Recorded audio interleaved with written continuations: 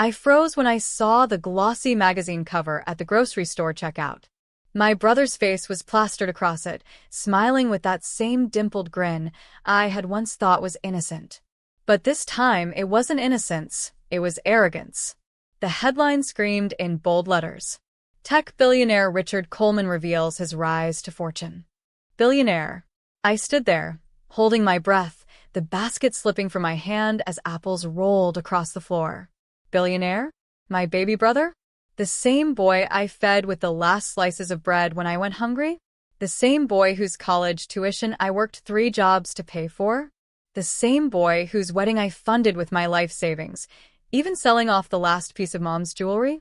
My heart pounded, so hard it felt like the whole store could hear it. I had lived in a cramped apartment, drowning in debt, sometimes skipping meals just to make sure Richard had a better life. And all this time, while I thought I was his savior, he was sitting on billions. The floor beneath me seemed to tilt. My vision blurred. And then, as I picked up the magazine to read more, the words at the bottom of the article slapped me harder than any hand ever could. Richard Coleman built his empire silently while distancing himself from his past, keeping his struggles and his sister hidden from the world. His sister. Me. Hidden. My knees buckled. Rage boiled inside me, louder than my heartbeat. My little brother, the boy I raised like my own son, had erased me from his story, as if I never existed. And just when I thought my anger couldn't get any worse, my phone buzzed in my pocket. It was a message from an unknown number. I opened it with shaking hands.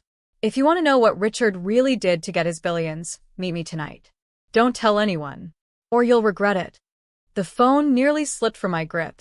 My chest tightened. I whispered under my breath, "What did you do, Richard?"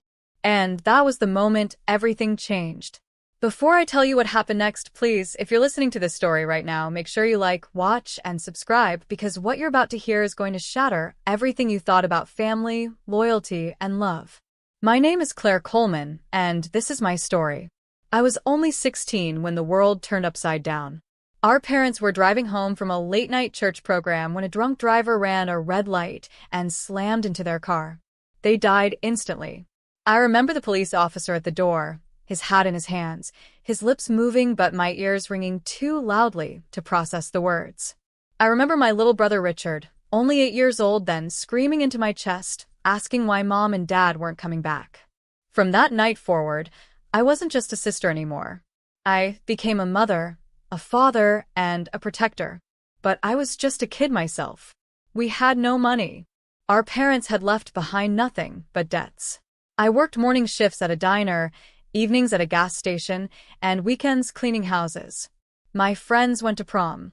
I went to bed crying over bills. Still, every time I looked at Richard's big brown eyes, I told myself it was worth it. He deserved a future. When he got into Harvard, I thought I had won. I thought every sleepless night, every torn uniform, every day I went hungry just so he could eat, it had all paid off. I took out loans, maxed out credit cards, and begged for extra shifts just to keep him in school.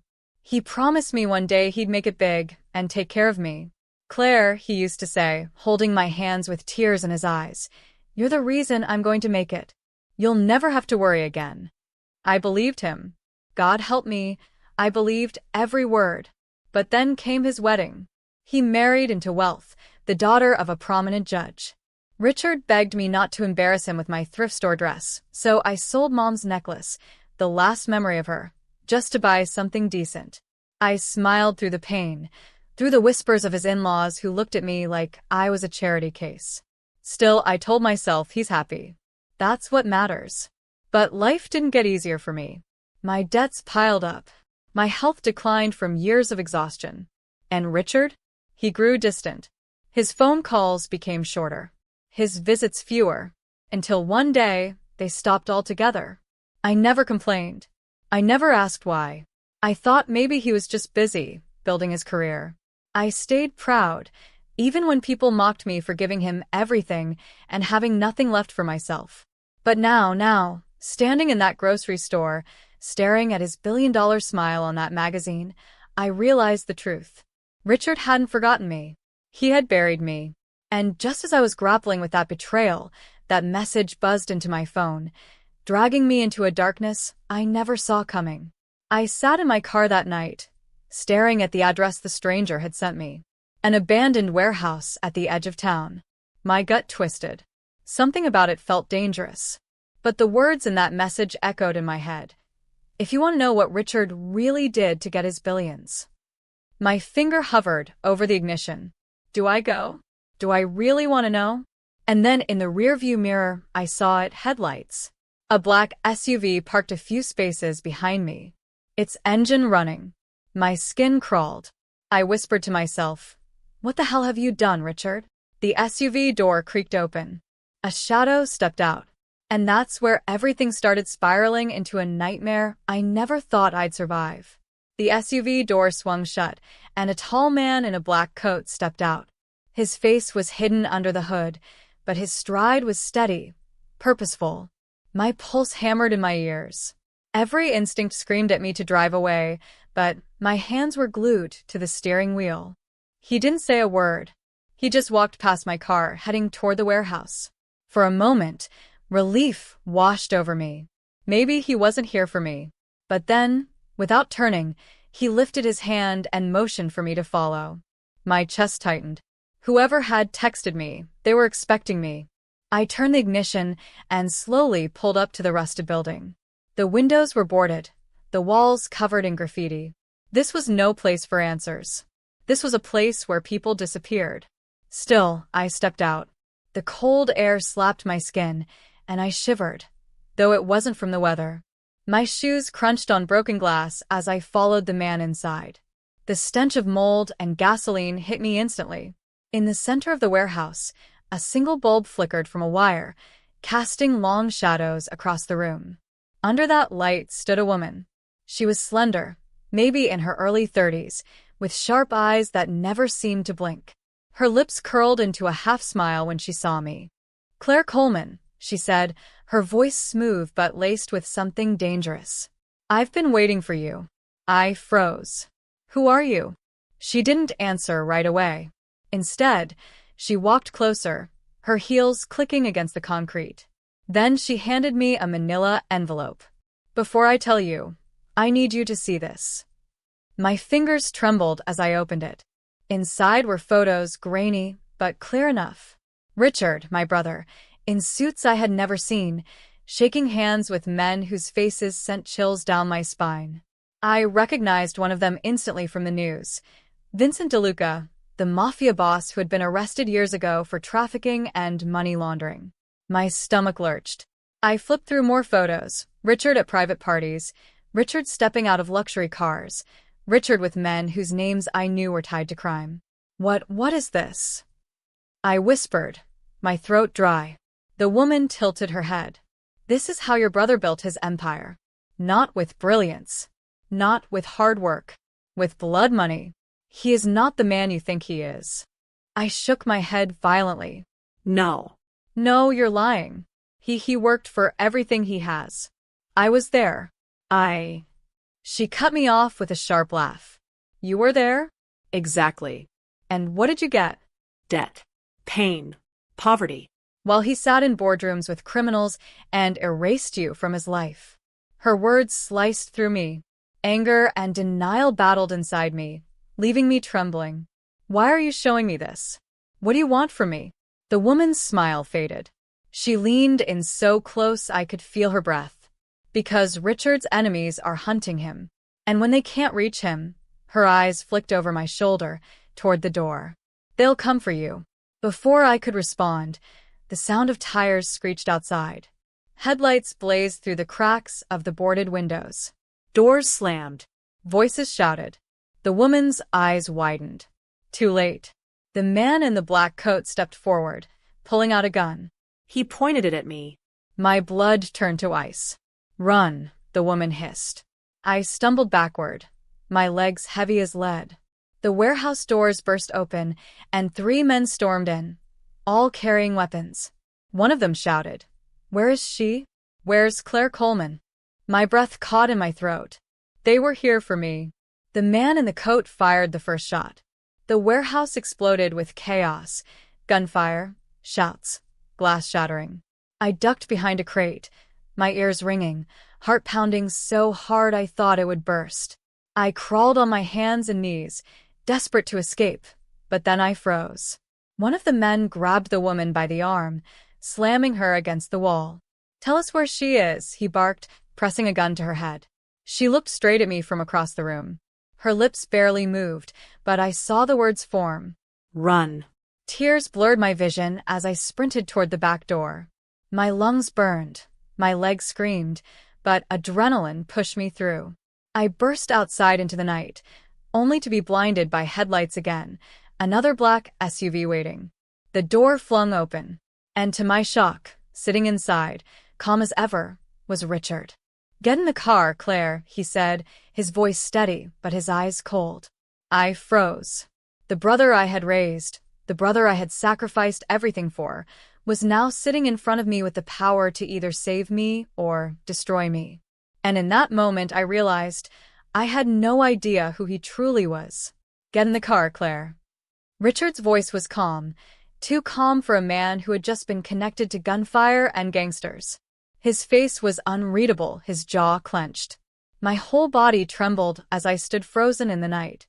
"Richard," my voice cracked. "What is going on? Who are those men? Why are they after me?" He leaned slightly forward, his eyes narrowing. "This is not the place. Get in the car now." For a moment, I considered running. But where would I go? The sound of gunshots still echoed from the warehouse, and shadows darted behind me. With no other choice, I slid into the SUV.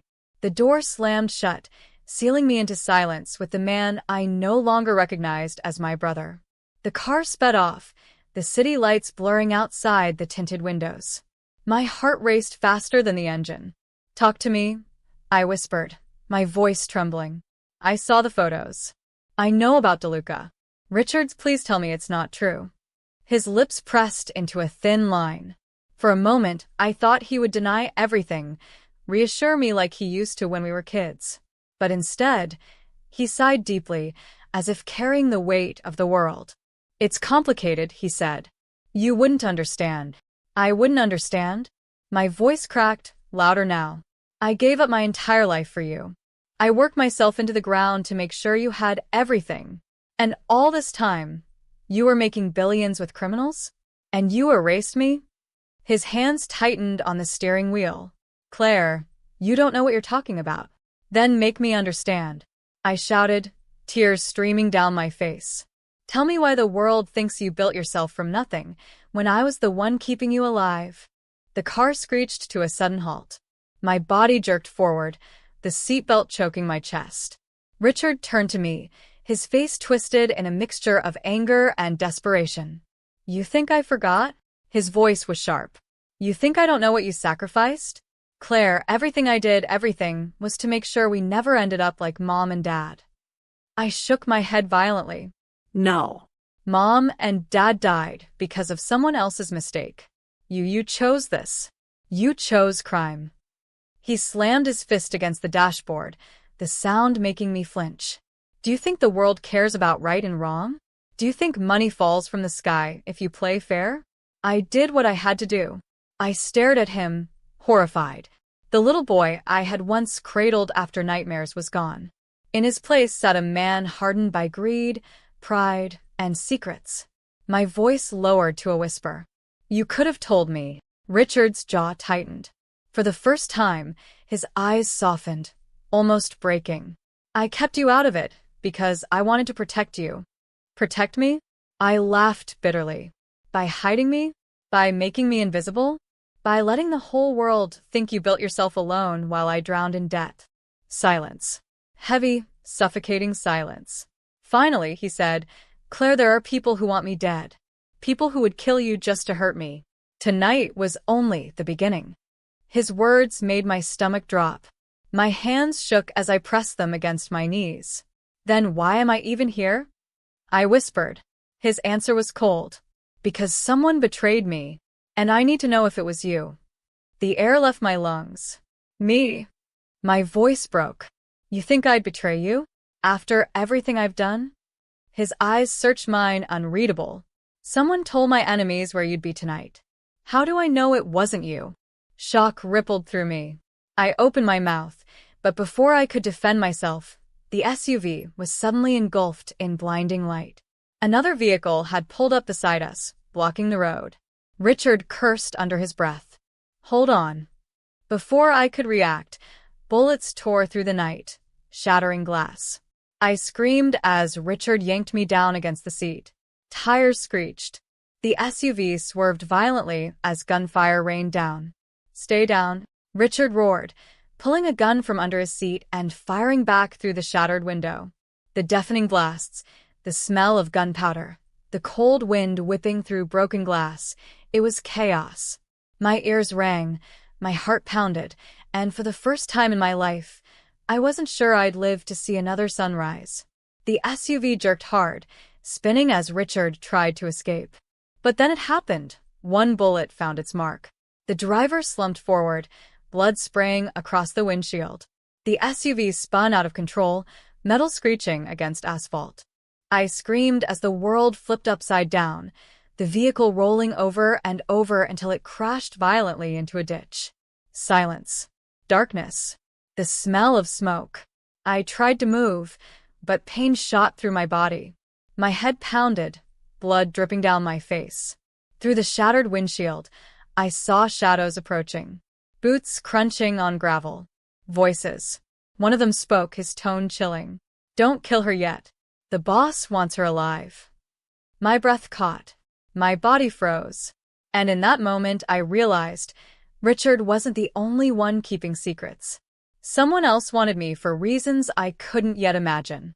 The world around me blurred as rough hands dragged me from the wrecked SUV. My legs scraped against the gravel, my head pounding from the crash. I could barely process what was happening. Shadows moving, cold night air, the sound of groaning metal behind me where Richard's body still slumped against the seat. Move her, a man barked. His voice was deep, sharp, commanding. I tried to fight, but my body was too weak. They shoved me into another car, my wrists tied with zip ties that cut into my skin. My heart pounded with fear, every thud screaming one question. Why me? The ride was long, silent, suffocating. The men wore masks, their eyes hard as stone. I tried to ask where they were taking me, but the one in the passenger seat simply raised his gun, resting it against his knee like a warning. Finally, we pulled up to a gated mansion on the outskirts of the city. Not abandoned, not a hideout. This was luxury. Marble pillars, sprawling gardens, the kind of home I had only seen in magazines. They dragged me inside and threw me onto a leather chair in a dimly lit study. And then I saw him, an older man, silver hair slicked back, wearing an expensive suit that screamed power. He sat behind a massive oak desk, swirling a glass of whiskey in his hand as though he'd been expecting me all along. Claire Coleman, he said smoothly, his smile thin and cold. Finally, we meet. I swallowed hard, forcing words past the lump in my throat. Who are you? He leaned forward, his eyes sharp as daggers. Name's Victor DeLuca. I believe you've heard of my family. My blood froze. DeLuca. The same name I had seen in those photos with Richard. I shook my head, my voice trembling. I don't know anything about this.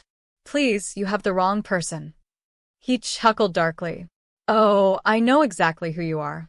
The sister. The woman who sacrificed everything for her baby brother. The invisible one. He set down his glass, the sound sharp against the desk. And now, the one who's going to tell me what Richard's hiding. My breath caught. I don't know what you're talking about. His smile widened, cruel and amused. Don't lie to me, Claire. Richard stole something from me. Something worth more than money. And if you think your sweet little act of innocence is going to save you, he snapped his fingers. The door opened. 2 men dragged someone else inside and threw him to the ground. My heart nearly stopped. It was Richard. Bloodied, bruised, but alive. I gasped. Richard. His eyes flickered up at me. Guilt, pain, and something unreadable all tangled together. DeLuca leaned back in his chair, watching us like a predator. Touching reunion. Now, Claire, you're going to help me decide how this ends. You see, your brother has been very uncooperative. He thinks his billions make him untouchable. But you're his weakness. Richard groaned, his voice hoarse. Don't listen to him, Claire. DeLuca stood, his presence filling the room. Let me explain this in simple terms. Either Richard tells me where the files are, those files he stole from me when he tried to cut ties, or I'll make sure you disappear. Slowly. Files. Stolen. My mind raced. Was this the secret behind his billions? The foundation of his empire? I turned to Richard, desperate. What files? What is he talking about? Richard's jaw clenched, his eyes burning with shame. He didn't answer. That silence was worse than any confession. My heart shattered. He had dragged me into this nightmare without a word, and now my life hung in the balance because of his lies. DeLuca sighed, as if bored with our pain. You see, Claire, sometimes leverage is worth more than bullets. And right now, you are leverage. He reached into his coat pocket and tossed something onto the desk. A thick folder. It slid open, spilling photos across the polished wood. Photos of me.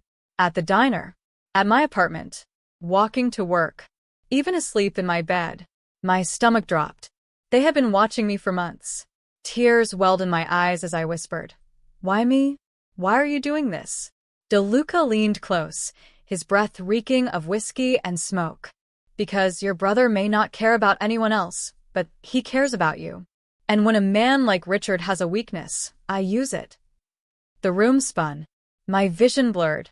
Rage and fear battled inside me, tearing me apart. For the first time, I saw Richard not as my brother, not as the boy I raised, but as the reason I was trapped in this nightmare. Before I could say another word, DeLuca pulled a gun from his holster and placed it on the desk, sliding it toward me. My hands shook violently. What are you doing? His smile was pure evil. A choice. Either you pull the trigger and end your brother's life yourself, or I end yours. Right here. Right now. The room fell silent. My heart pounded so loud, I thought it would explode. I looked at Richard, his face pale, eyes pleading. And for the first time in my life, I didn't know if I wanted to save him or destroy him.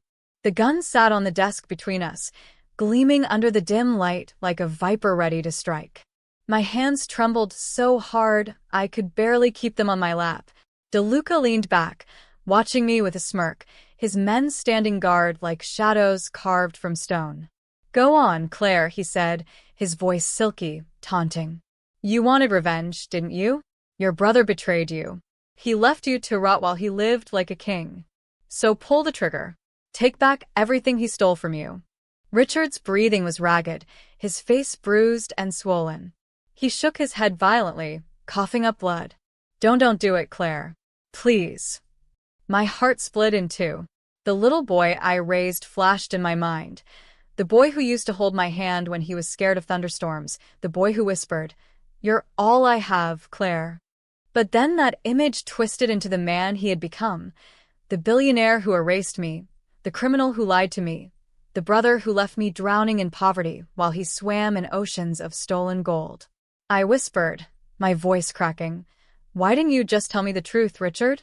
Why did you let me suffer when you had everything? He lowered his head, shame flickering in his eyes. His voice broke. Because I was afraid you'd hate me. A bitter laugh escaped me, laced with tears. Hate you? Richard, you've already destroyed me. DeLuca's smile widened. He tapped the desk with one finger, each tap echoing like a drumbeat of doom. So what will it be, Claire? Him or you? The room tilted, my breath shallow. My fingers hovered over the gun. I could feel the weight of it without even touching it. My vision blurred with tears as the silence dragged on, suffocating me. Finally, I wrapped my hands around the cold metal. The men tensed, guns raising slightly, but DeLuca waved them down, his eyes never leaving mine. The gun felt heavy, too heavy, like it carried the weight of every sacrifice, every broken promise, every tear I had shed. I lifted it slowly, my arms shaking. Richard's eyes locked on mine. Claire, he whispered, his voice raw, If you love me, don't do this. Something inside me snapped. My tears dried, replaced with a rage I had never felt before. I pointed the gun, not at Richard, not at myself, but at DeLuca. The room erupted. His men lunged forward, but I pulled the trigger. The gun roared, the bullet whizzing past DeLuca's head and shattering a glass decanter behind him. Chaos exploded. The guards tackled me, wrenching the gun from my hands. Richard shouted, struggling against his restraints. DeLuca didn't flinch. He simply stood, brushing shards of glass off his suit, his smile gone now, replaced with eyes that burned with fury. "You've made a very big mistake, Claire," he said coldly. The guard slammed me back into the chair, zip-tying my wrists tighter until I cried out in pain. My chest heaved, my mind spiraling. I didn't care that I missed. For one split second, I had shown him I wasn't as powerless as he thought. DeLuca leaned close, his voice low and venomous. "You could have walked out of here alive. But now you'll watch your brother die first." My heart stopped. He snapped his fingers, and one of the guards cocked his gun, pressing it to Richard's head. "No!" I screamed, thrashing against the chair. "Don't you dare!" Richard's eyes were wide, his lips trembling. "Claire." DeLuca smirked. "One." "Wait," I sobbed, tears streaming down my face. "Please don't." "Two." My screams tore from my throat, desperate, wild. "I'll do anything. Anything you want." DeLuca's gaze sharpened. He raised his hand, pausing the countdown. "Anything?" "Yes." My chest heaved, my body shaking. Just don't kill him." The silence that followed was suffocating. Finally, DeLuca straightened, his smile creeping back. "Then it's settled," he said. "You'll work for me, Claire. You'll do exactly what I say. Because now your life and his belongs to me." The gun lowered from Richard's head, but the damage was done. My brother's eyes met mine, filled with something I'd never seen before: fear. And in that moment, I realized DeLuca hadn't saved Richard. He had sentenced us both. Because whatever he planned for me, it was going to be worse than death. The days blurred into weeks. DeLuca kept his promise. I was alive, and so was Richard. But living under his control felt worse than death. He kept us in different wings of his sprawling estate, watched by armed guards at every corner. I wasn't a sister anymore. I wasn't even human. I was leverage, a bargaining chip in the war between Richard and DeLuca. Every morning, they dragged me into that same study where DeLuca waited with files, names, and accounts. He forced me to play secretary to his empire of crime, decoding Richard's transactions, organizing shipments, laundering money through companies I didn't even know Richard owned. I hated him. I hated Richard even more. Every time I saw my brother, beaten but alive, I remembered the years I had spent breaking my back to feed him, to clothe him, to pay for his future. And now I realized that same future had been bought with blood money. He had built his empire on lies, and when it all crumbled, I was the one chained to the wreckage. But I wasn't broken. Not yet. One night, while sorting through files DeLuca shoved across the desk, I found something: hidden account ledgers encrypted, but I recognized the numbers. Offshore billions, far more than what Richard had ever admitted to. Accounts tied not just to Richard, but to DeLuca himself. That was the moment the seed of revenge took root in me. If I was going to survive, I couldn't just run. I had to destroy them both. The plan formed slowly, in whispers of stolen glances and smuggled scraps of paper. One of DeLuca's men, a guard named Marco, was different. He wasn't cruel like the others. He brought me water when I was faint. He loosened my restraints when no one was watching. I knew kindness could be dangerous in a place like this, but I needed it. "Why are you helping me?" I whispered one night as he passed me a pen beneath the table. His eyes flicked nervously toward the cameras. "Because I lost my sister too. And you remind me of her." That was enough. With Marco's quiet help, I accessed Richard's hidden servers through the ledgers, sending pieces of evidence to anonymous accounts, ready to blow open the empire they had built. But secrets have a way of unraveling fast. One evening, DeLuca stormed into the study, slamming a laptop down in front of me. On the screen was my email, my secret email. The one I thought was safe. My blood froze. You think I wouldn't notice?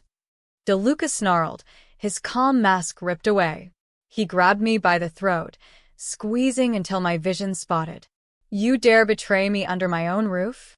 I gasped for air, clawing at his hands. Please, I didn't. He threw me to the floor. Get her. 2 guards yanked me up, dragging me toward the basement. Richard's shouts echoed down the hall. Stop.